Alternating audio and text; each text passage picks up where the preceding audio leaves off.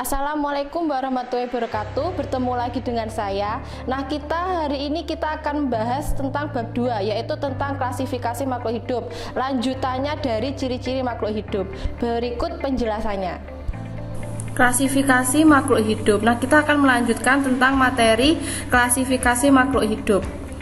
Apa sih itu klasifikasi? Klasifikasi adalah makhluk hidup suatu cara mengelompokkan makhluk hidup berdasarkan kesamaan ciri yang dimiliki. Klasifikasi itu artinya adalah pengelompokan. Nah, tujuan klasifikasi yang pertama, untuk mengelompokkan makhluk hidup berdasarkan persamaan dan perbedaan ciri-ciri yang dimiliki. Yang kedua, mendeskripsikan ciri-ciri suatu jenis makhluk hidup untuk membedakannya dengan makhluk hidup yang lainnya. Yang ketiga, mengetahui hubungan kekerabatan antar makhluk hidup. Yang keempat, memberikan nama makhluk hidup yang belum diketahui namanya.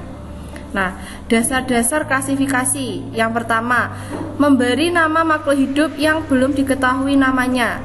Yang kedua, klasifikasi makhluk hidup berdasarkan ciri-ciri bentuk tubuh.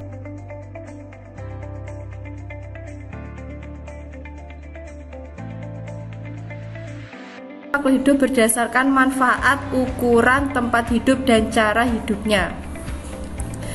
Kriteria klasifikasi itu dibagi menjadi dua, yaitu kriteria klasifikasi tumbuhan dan hewan. Yang pertama ini adalah kriteria klasifikasi tumbuhan. Kriteria klasifikasi tumbuhan yang pertama itu dilihat dari organ perkembangbiakannya, apakah menggunakan spora atau bunga. Yang kedua yaitu habitusnya, apakah berupa pohon, perdu, atau semak. Yang ketiga, bentuk dan ukuran daun. Yang keempat, cara perkembangbiakan, apakah secara seksual atau aseksual. Selanjutnya, kriteria klasifikasi di dalam hewan. Yang pertama, dilihat saluran pencernaan makanannya. Hewan tingkat rendah belum mempunyai saluran pencernaan makanan. Hewan tingkat tinggi mempunyai lubang anus. Yang ketiga, dilihat dari kerangka atau skeleton. Apakah kerangka di luar tubuh yang disebut eksoskeleton atau di dalam tubuh endoskeleton. Yang ketiga, anggota gerak. Apakah berkaki 2, 4, atau tidak berkaki. Sekarang kita akan masuki tentang taksonomi. Taksonomi itu adalah ilmu yang mempelajari tentang klasifikasi makhluk hidup. Nah, biasanya itu yang disebut dengan namanya takson. Nah, berikut ini adalah urutan takson. Urutan takson itu dimulai dari yang pertama, kingdom, filum atau divisi, kelas, ordo, famili, genus, dan spesies. Yang membedakan takson hewan dan tumbuhan yaitu dilihat dari filum dan divisi. Kalau filum itu digunakan untuk takson hewan, lalu divisi itu digunakan pada takson tumbuhan. Nah, lalu di dalam klasifikasi itu untuk penamaan klasifikasi memerlukan namanya tata nama ilmiah atau yang disebut biasanya binomial nomenklatur. Cara tata nama ilmiahnya yang pertama bisa dilihat nama spesiesnya yang terdiri biasanya harus mempunyai dua kata. Kata yang pertama merupakan nama genus, lalu kata kedua merupakan petunjuk spesies.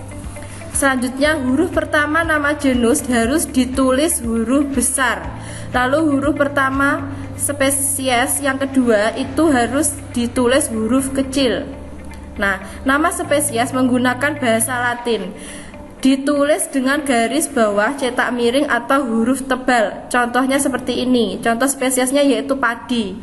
Padi nama ilmiahnya yaitu Oryza sativa. Oryza sativa bisa dilihat, kalau Oryza sativa bisa ditulis secara tebal, garis miring, dan digaris bawahi.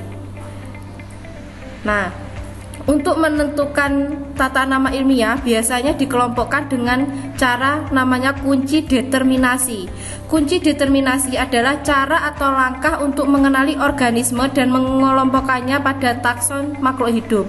Kunci determinasi yang paling sederhana ialah biasanya disebut kunci dikotom. Bisa dilihat pada gambar di sini.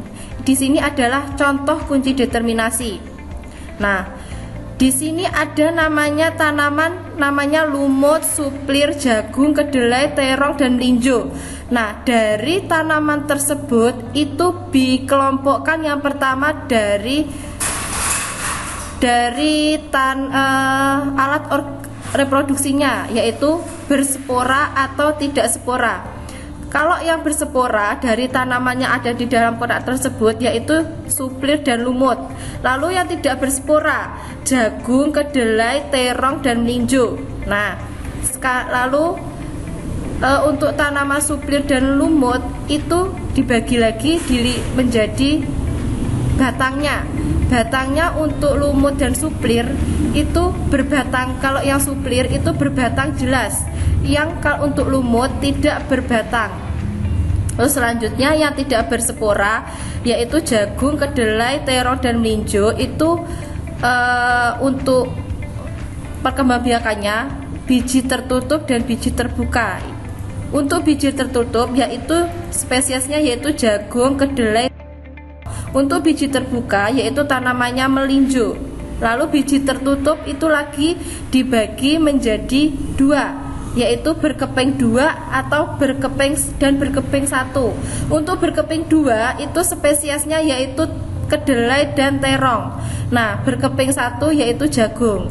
Nah, yang berkeping 2 lagi itu dikelompokkan menjadi untuk berbunga dan tidak berbunga. Berbunga itu dibagi menjadi dua, berbunga kupu-kupu dan berbunga biasa. Untuk berbunga kupu-kupu itu contohnya yaitu kedelai. Untuk berbunga terompet itu contohnya terong. Nah, sekian penjelasan dari saya, semoga bermanfaat. Apabila ada yang kurang jelas bisa ditanyakan via WA atau via Edmodo. Terima kasih dan selamat belajar. Wassalamualaikum warahmatullahi wabarakatuh.